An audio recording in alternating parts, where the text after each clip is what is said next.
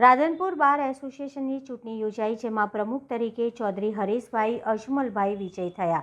ઉપપ્રમુખ તરીકે પૂજારા દિલીપકુમાર રતિલાલ વિજય થયા, તો ખજાનકી સેક્રેટરી તરીકે રાવલ હરેશભાઈ જયશંકર વિજય થયા. 20/12/2024ની ચૂંટણી યોજાઈ. પાટણ જિલ્લાના રાધનપુર ખાતે આવેલા કોર્ટ કમ્પાઉન્ડની અંદર બાર એસોસિએશન વકીલ મંડળની ચૂંટણી યોજાઈ, જેની અંદર પ્રમુખ, ઉપપ્રમુખ અને સેક્રેટરીની ચૂંટણી યોજાઈ હતી, જેમાં પ્રમુખ તરીકે ચૌધરી હરેશભાઈને 45 મતો મળતા વિજય બન્યા હતા, તો ઉપપ્રમુખ તરીકે પૂંજારા દિલીપકુમાર રતિલાલને 59 મતો મળતા વિજય બન્યા હતા. તો ફેક્ટરી ખજાનચી તરીકે રાવલ હરેશભાઈ અજમલભાઈ ચૌધરીને 49 મતો તો મળતા જ વિજય બન્યા હતા. રાધનપુર વકીલ મંડળના કુલ મતો 92 હતા, જેમાં ત્રણેય ઉપર મુજબના ઉમેદવારોને વધુ મતો મળતા વિજયભાઈ પ્રમુખના ઉમેદવાર તરીકે પારાકર હરિચંદભાઈ ખેગાકરભાઈને 23 મતો મળ્યા. તો ત્રીજા ઉમેદવાર ઘાંચી અસીફભાઈને હેમતભાઈને 14 મત મળ્યા હતા. એક મત રદ થયો હતો, જેમાંથી દિલીપભાઈ રતિલાલ પૂજારાનો વિજય થયો હતો. તો ખજાનચી સેક્રેટરી તરીકે 92માંથી 86નું મતદાન થયું હતું, જેની અંદર રાવલ હરેશભાઈ જયશંકરને 49 મતો મળ્યા હતા. તો બીજી બાજુ ઉમેદવાર ઠક્કર રાહુલભાઈ રાજેશકુમારને 36 મતો મળ્યા હતા.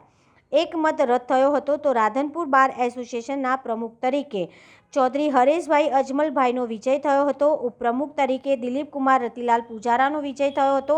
ખજાનથી ફેક્ટરી તરીકે રાવલ હરેશભાઈ જયશંકરનો વિજય થયો હતો. વકીલ મંડળની અંદર ઉત્સાહનો માહોલ છવાયો હતો. રિપોર્ટર મનુભાઈ ઠક્કર, રાધનપુર, જિલ્લો પાટણ. રાધનપુર બાર એસોસિએશનની ચૂંટણીમાં ઉમેદવાર તરીકે પ્રમુખના ઉમેદવાર તરીકે હરેશભાઈ ચૌધરી, ઉપપ્રમુખ તરીકે દિલીપભાઈ પૂજારા તથા સેક્રેટરી તરીકે હરેશભાઈ રાવલની જે ભવ્ય જીત થઈ, એ બદલ બધાને ખૂબ ખૂબ આભાર, અને તમામ વકીલ મિત્રોનો ખૂબ ખૂબ દિલથી આભાર. તમારું નામ સાહેબ? કિશોરભાઈ રાવલ, પૂર્વ ઉપપ્રમુખ, રાધનપુર.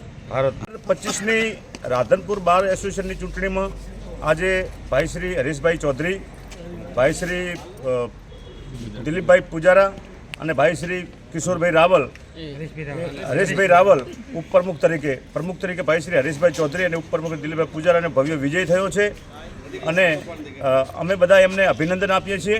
ભારત માતા કી જય.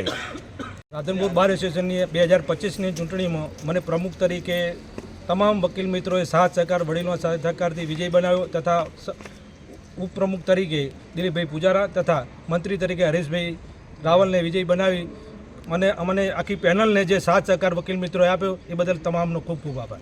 આપનું નામ સર? હરેશભાઈ અજમલભાઈ ચૌધરી.